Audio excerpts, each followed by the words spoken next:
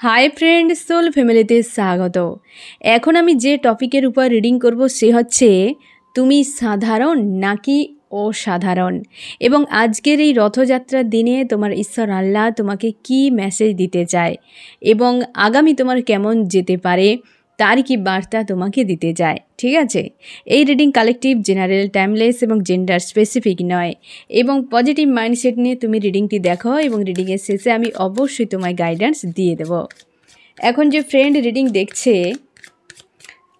সে সাধারণ নাকি অসাধারণ, আমি প্রথমে দেখব ফ্রেন্ড তুমি কেমন আছো আজকের দিনে, তারপর আমি দেখব তুমি কেমন, তুমি সাধারণ নাকি অসাধারণ।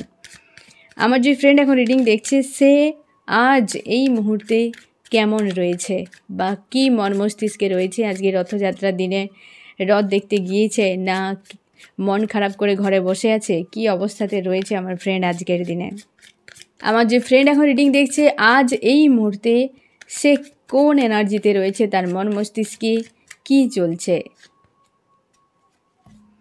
আজ বিশেষ দিন, তার জন্যে একটা বিশেষ কার্ড, বিশেষ মেসেজ, অনেকগুলো মেসেজ তোমার জন্য ফ্রেন্ড, যে তুমি পুরোপুরি নিজের সোলের উপর ফোকাস করছো, নিজের সোল সার্চ করছো, নিজের যে আত্মবিশ্বাসকে গেইন করার চেষ্টা করছো, যে আমার আত্মবিশ্বাস আমি যে কোনো উপায়ে বাড়িয়ে তুলব।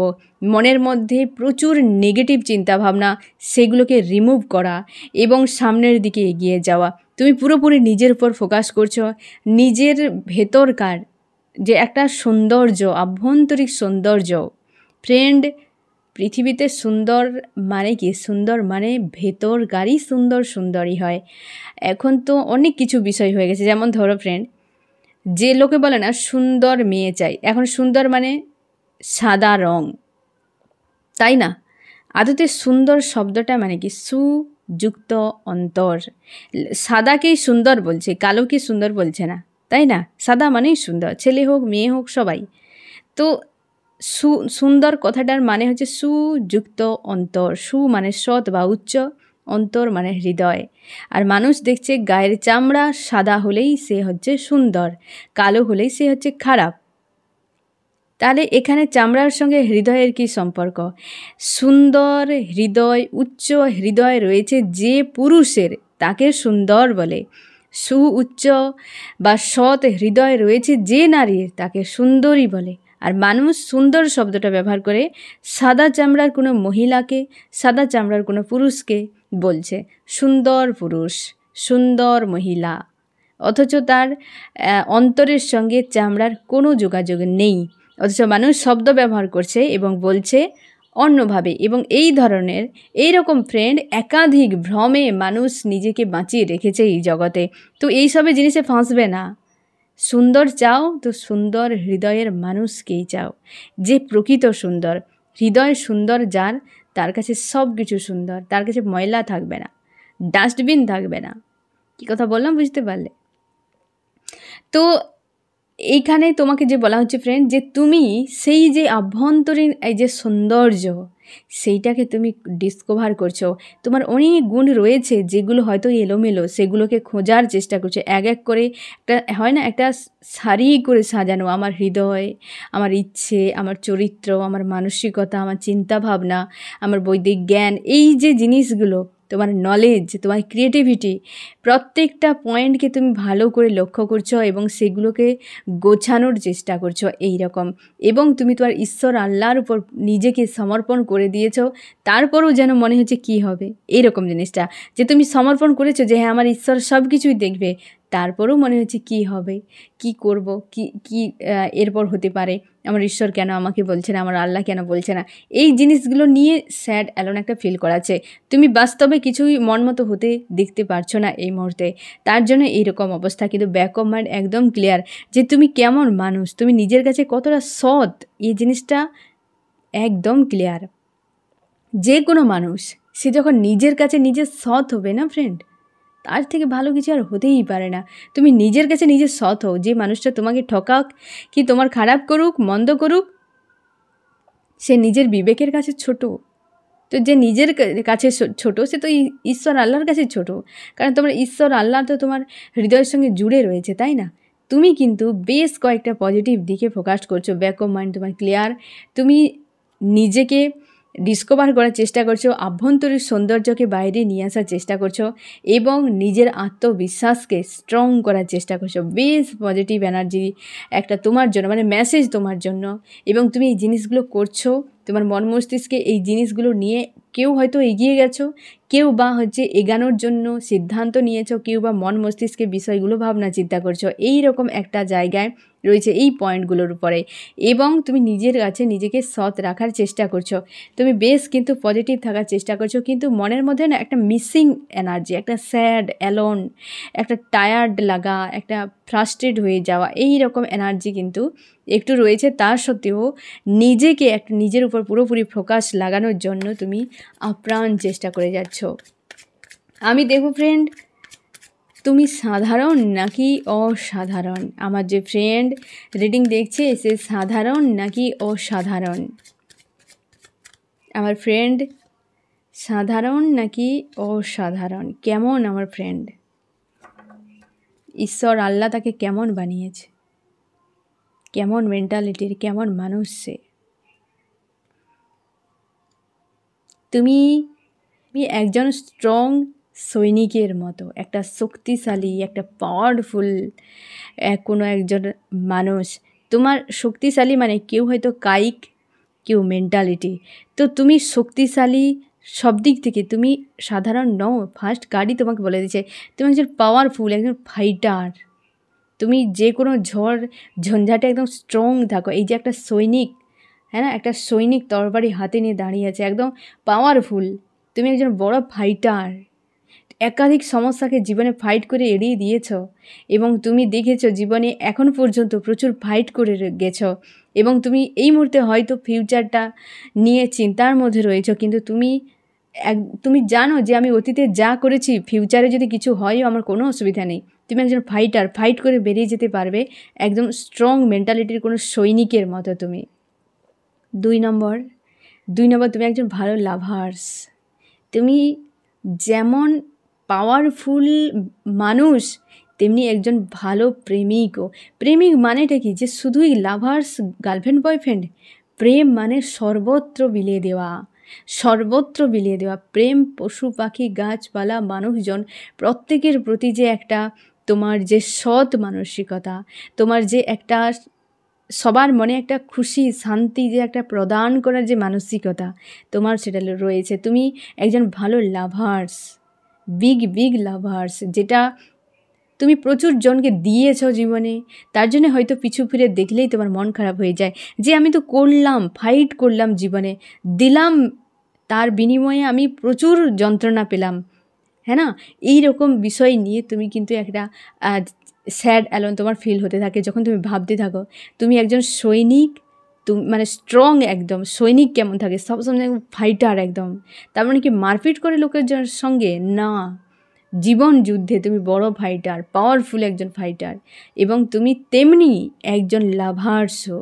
তৃতীয়, তুমি একজন কিং, তুমি একজন কুইন, তাই না ফ্রেন্ড? তুমি এইখানে 3টে কার্ডই দেখো, 78টা কার্ড রয়েছে, তার মধ্যে 3টি পয়েন্ট তোমার জন্য এসেছে, দেখো, হ্যাঁ না ফ্রেন্ড? তুমি একজন সৈনিক, তুমি একজন লাভার্স, তুমি একজন কিং বা কুইন, দ্য এমপ্রেস, হ্যাঁ না? তুমি কিং বা কুইন, তোমার মধ্যে নেই এমন কিছু নয়। তুমি 12টা রাশি তোমার মধ্যে রয়েছে, মানে 12টা রাশির পাওয়ার রয়েছে। তুমি একজন ইমোশান, তুমি লাক্সারি লাইফ তোমার রয়েছে, তোমার হারা ভরা জীবন, তোমার অভাব কিছু নেই, কোনো কিছুর অভাব নেই। তোমাকে পুরো একটা কিং আর কুইনের কী অভাব থাকতে পারে? পুরো সব কিছু, যে 12টা রাশির পাওয়ার তার মস্তিষ্কের উপরে দেওয়া হয়েছে। শুধু সে নিজেকে ডিসকভার করেনি, হয়তো তোমার ঈশ্বর আল্লাহ এখন তোমাকে সুযোগ দিয়েছে। এই যে ফার্স্ট কার্ডেই একটা মেসেজ এসছে না ফ্রেন্ড তোমার জন্য, যে তুমি সেলফকে ডিসকভার করার চেষ্টা করছো। তোমার যে ভেতরকার চরিত্র, মানসিকতা, নলেজ, বিবেক, বুদ্ধি, এই যে পয়েন্টগুলোকে তুমি আজ তোমার ঈশ্বর আল্লাহর উপর ছেড়ে দিয়ে নিজেকে ডিসকভার করছো। আমি এই কার্ডটা যখন আসে তখনই আমি বলেছিলাম অবশ্যই, কারণ তুমি কিং বা কুইন, তোমার মধ্যে সব কিছু রয়েছে, তুমি ভালো ফাইটারও, ভালো লাভার্সও। হ্যাঁ না, ফাইটার মানে খরুশ প্রকৃতির মানুষ এমন নয়। লোকে বলে যে ফাইটার হয়, যে সৈনিক হয়, বাইরে থেকে দেখবে মজবুত, তার মানে সে খরুশ নয়, সে মজবুত। বাইরে থেকে তার শরীরকে বানিয়ে রাখা হয়েছে, কারণ সে তাকে ফাইট করতে হয়। তা বলে কি তার মনের মধ্যে প্রেম নেই? সে যে সৈনিক, সে মেল ফিমেল যেই হোক, সে কারোর না কারোর পুত্র, কারোর না কারোর কন্যা, কারোর পতি, কারোর পত্নী, কারোর মেয়ে, কারোর ছেলে, কি কারোর হচ্ছে পিতা, কারোর মাতা, হ্যাঁ না, তার ভেতরে তো রয়েছে। কিন্তু বাইরে থেকে সে একজন ফাইটার। যখন সে ময়দানে নেমে যাবে, সে একজন বিগ ফাইটার। তখন সে আর কিছু মাথায় রাখে না, তার একটাই কর্তব্য, যুদ্ধে জিততেই হবে।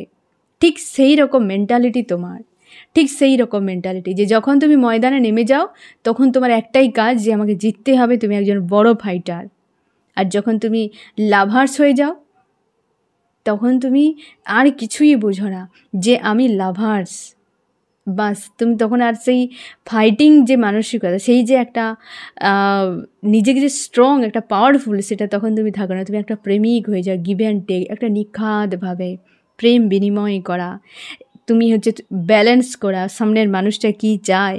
ফাইটার একজন সামনের মানুষটাকে মারার জন্য উদ্ধত হয়, কিন্তু প্রেমিক যখন তুমি হয়ে যাও, তখন তুমি সামনের মানুষটার খুশি, আনন্দ, সুখ, ভালোবাসা, তার ইচ্ছে অনিচ্ছেকে গুরুত্ব দাও।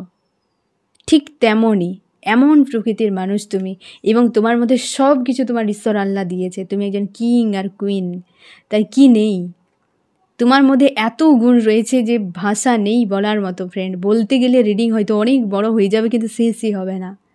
আর আমার খুব ভালো লাগে ফ্রেন্ড, আমি যে বলি তোমরা শুনো, এবং তোমরা যে কমেন্টেও বলো, আমার বেশ ভালোও লাগে, তোমরা শান্তি পাও বলো।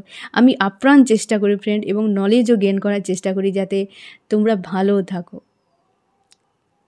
কারণ আমার ঈশ্বর আমাকে দায়িত্ব দিয়েছে যে তোমাদেরকে সাময়িক হলেও অন্তত মনে শান্তি প্রদান করা, এবং তোমাদের ভুলগুলোকে ধরিয়ে দেওয়া। আর সেটাই হয়তো আমার ঈশ্বর আমাকে মাধ্যম রেখেছে তোমাদের কাছ পর্যন্ত, তার সব বার্তা তোমাদের মনে শান্তি দেওয়া, তোমাদেরকে সঠিক পথে পাঠানোর জন্য আমাকেই হয়তো মাধ্যম রেখেছে ফ্রেন্ড, আর কিছু নয়। তুমি আজকে দেখো, এ তো আমি কার্ড বেছে বেছে দেখে দেখে বার করিনি, সব দেখো এসেছে, হ্যাঁ না, তোমার জন্য। তুমি এমন মানুষ, তুমি নিজেকে চেনো না।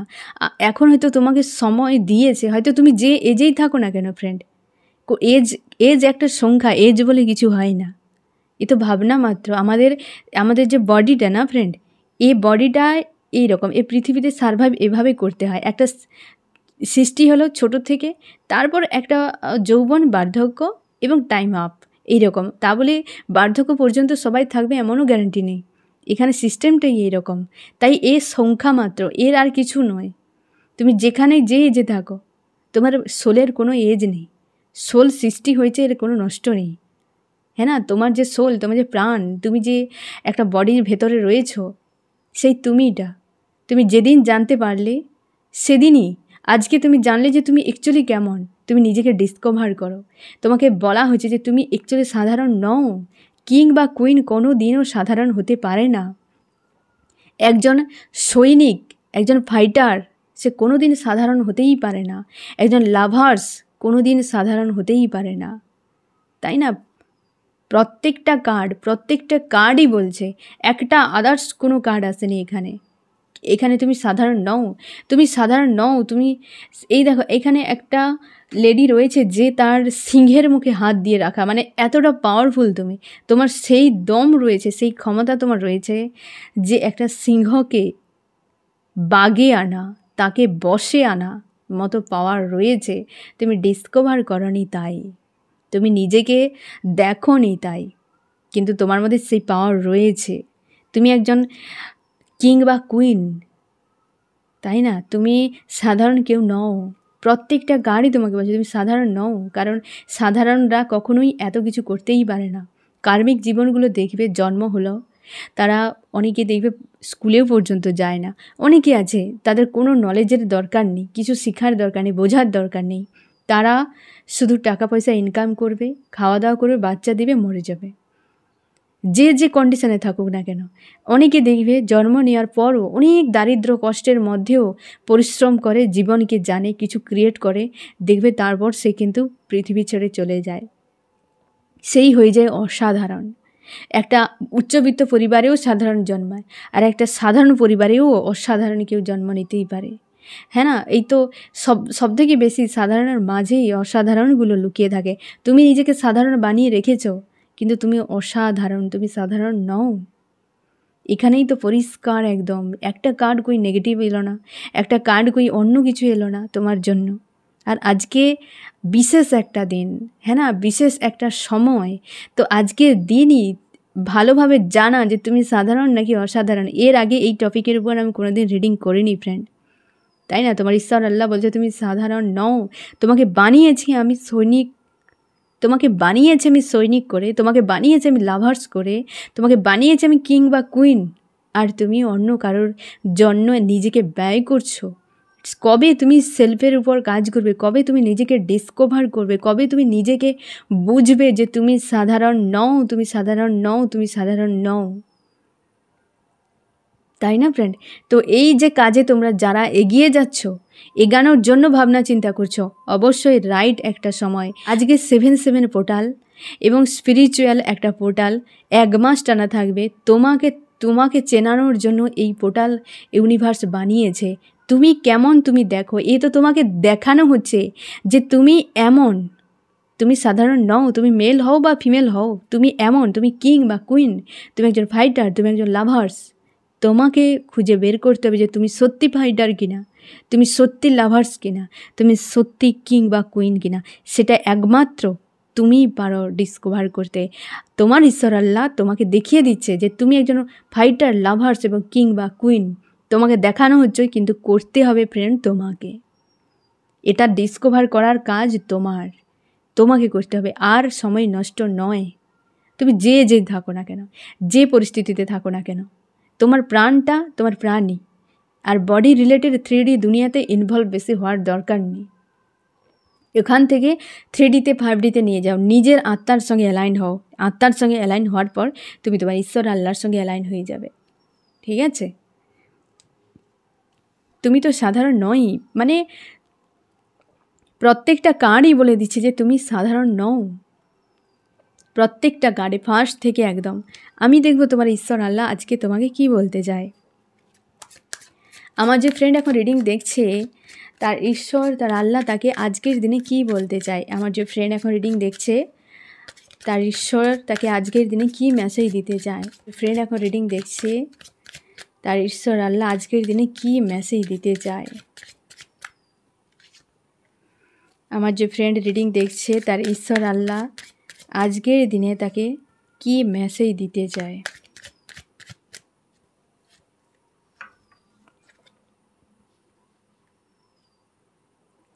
তুমি ফিউচার নিয়ে একটু ভাবো ফ্রেন্ড।